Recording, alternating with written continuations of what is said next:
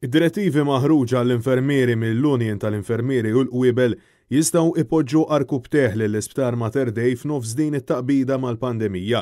Hekk qal is-Sunday Times of Malta ċ-Chairman tad-Dipartiment tal-Emerġenza Michael Spiteri li spjega kif id-direttivi li twaqfu temporanjament bordni mill-qorti kif ikollhom impatt serju mhux biss fuq l-andament tal-isptar innifsu iżda fuq saħħet il-pazjenti.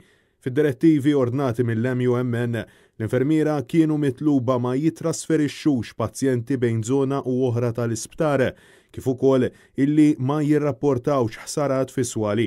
Iżda Spiteri insista illi il-koordinament u l-komunikazzjoni fi sptar hi essenzjali anke meta direttivi qalu wkoll illi l-infermieri ma kellhomx jagħtu handover lil xulxin.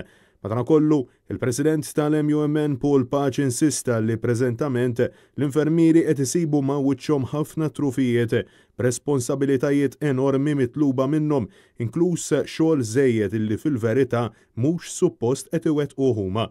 Paċ saħaq illi l-infermieri huma mobbin b'xogħol żejjed għajjena u mingħajr tama realistika li xi darba dan kollu se jintemm fil-futur qrib.